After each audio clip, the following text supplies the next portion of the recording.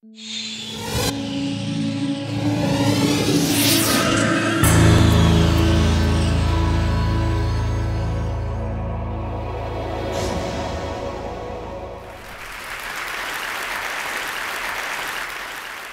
grew up interacting with the physical objects around us, and there are enormous number of them that we every day use.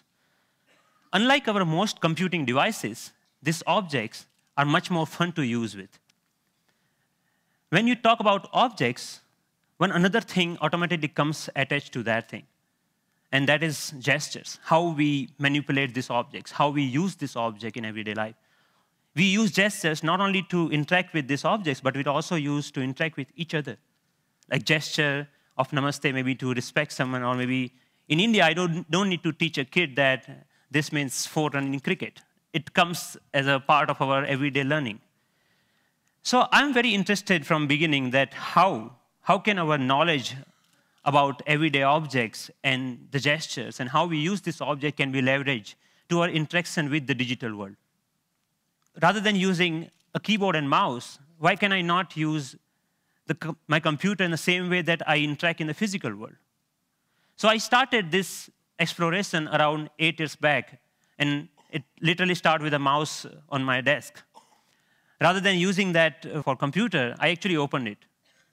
And most of you might be aware that in those days, the mouse used to come with a ball inside, and there are 2 rollers that actually guides the computer that where the ball is moving, and accordingly where the mouse is moving. So I was interested in these 2 rollers. And I actually wanted more, so I borrowed another mouse from a friend, never returned him, and I have now 4 rollers. What interestingly I did with these rollers is basically I took them off from these mouses and then put in a one line. It had some strings and pulleys and some spring. And what I got is basically a gesture interface device that actually acts as a motion sensing device made out of $2. So here, whatever movement I do in my physical world is actually replicated inside the digital world just using this small device that I made around 8 years back in 2000. Because I was interested in integrating these 2 worlds, I thought of sticky notes. I thought, why can I not connect the normal interface of physical sticky note to our digital world? A message written on a sticky note with my mom on a paper can come to an SMS, or maybe a meeting reminder automatically syncs with my digital calendar. And a to-do list automatically syncs with you. But you can also search in the digital world, or maybe you can write a query saying, what is Dr. Smith's address? And this small system actually prints out. So it actually acts as a paper input-output system, just made out of paper. In one another exploration, I thought of making a pen that can draw in 3 dimensions.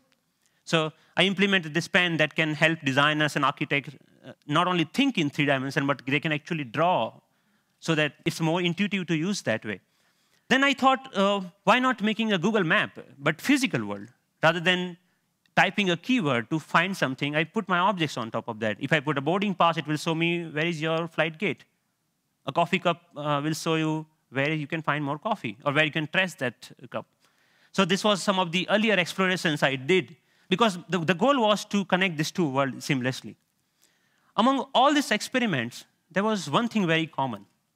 I was trying to bring a part of the physical world to the digital world. I was taking some part of the objects or anything intuitiveness of the real life and bringing them to digital world. Because the goal was to make our computing interfaces more intuitive. But then I realized that we humans actually are not interested in computing. What we are interested is in information. We want to know about things. We want to know about dynamic things going around. So I thought about last year, in the beginning of the last year, I started thinking that why can I not take this approach in reverse way?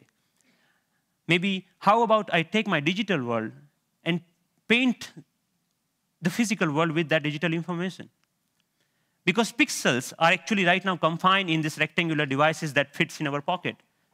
Why can I not remove this confine and take that to my everyday objects, everyday life, so that I don't need to learn the new language for interacting with those pixels? So in order to realize this dream, actually I thought of putting a big size projector on my head. I think that's why it's called head-mounted projector, isn't it? I took it very literally and took my bike helmet, put a little bit cut over there so that project actually fits nicely. So now what I can do, I can augment the world around me with this digital information. But later, I realized that I actually wanted to interact with those digital pixels also. So I put a small camera over there that acts as a digital eye.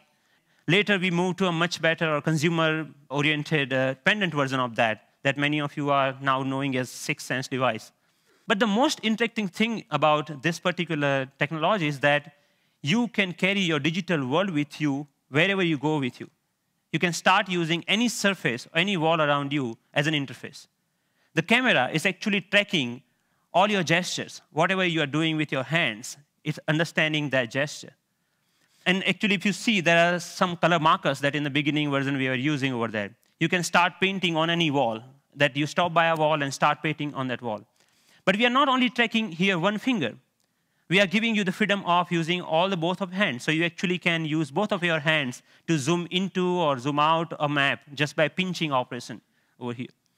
The camera is actually doing just getting all the images, it's doing the age recognition and also the color recognitions, and like so many small algorithms are going inside. So technically it's a little bit so complex, but it gives you an output which is more intuitive to use in some sense.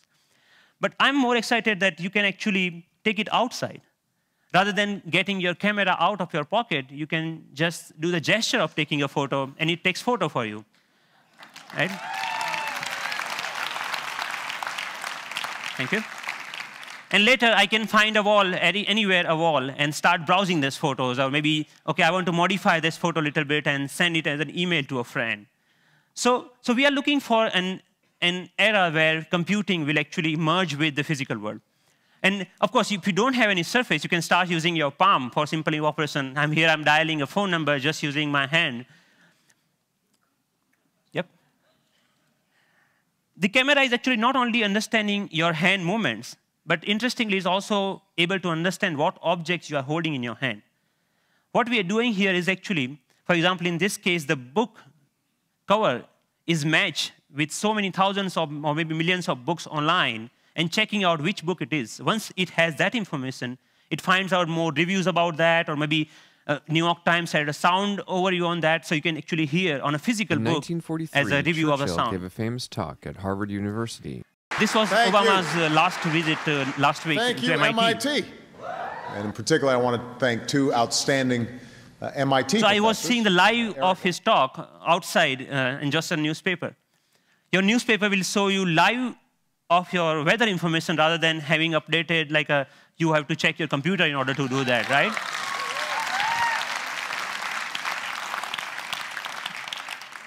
When I'm going back, I can just use my boarding pass and to check, oh, my flight has been how much delayed. Because at that particular time, I'm not feeling of opening my iPhone and checking out a particular icon.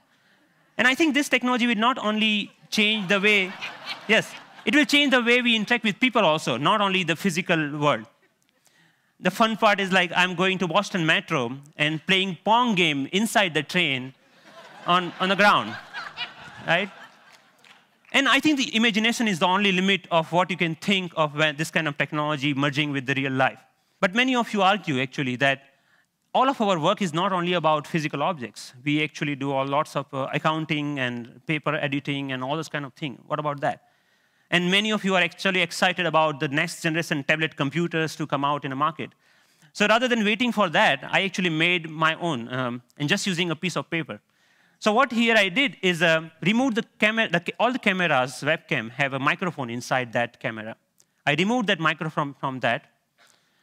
And that, just pinch that, like just make a clip out of that microphone and clip that to a piece of paper, any paper that you found around. So now the sound of the touch is exactly getting me when exactly I'm touching the paper. But the camera is actually tracking where my fingers are moving. You can, of course, watch movies. Good afternoon. My name is Russell, and I am a wilderness explorer in Tribe 54.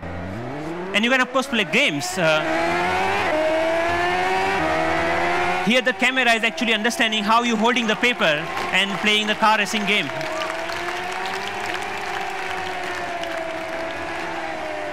Many of you already must have thought, okay, you can browse. Yeah, of course you can browse to any website. So you can do all sort of computing on a piece of paper wherever you need it.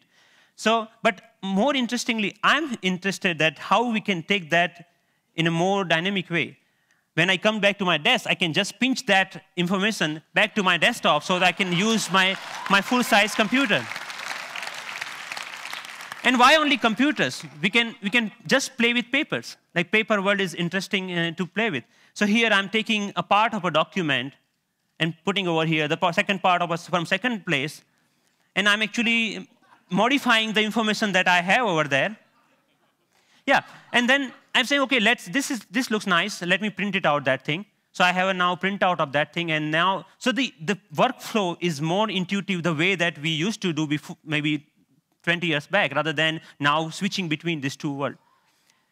So as a last thought, I think that integrating information to our everyday objects will not only help us to get rid of the digital divide, the gap between these two worlds, but will also help us in some way to stay human, to be more connected to our physical world. And it will actually help us not end up being machines sitting in front of another machines. So that's all. Thank you.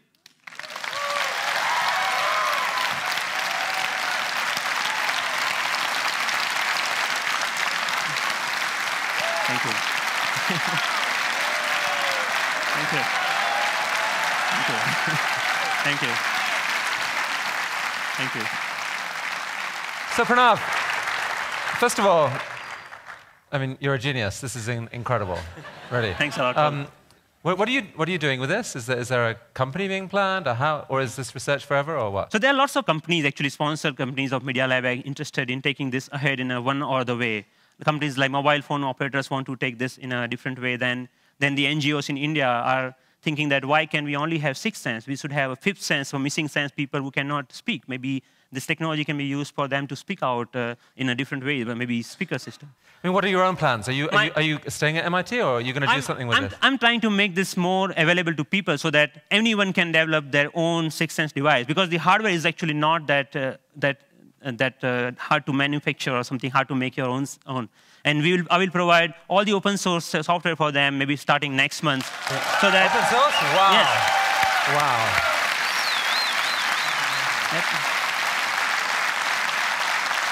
Are you going to come back to India with some of this at some point? Yes, of course. I mean, what are your plans? MIT, India, how are you going to split your time going forward? There is a lots of energy here, lots of learning. Like all of this work that you have ever seen is all about my learning in India. And now, even if you see, it's more about the cost effectiveness.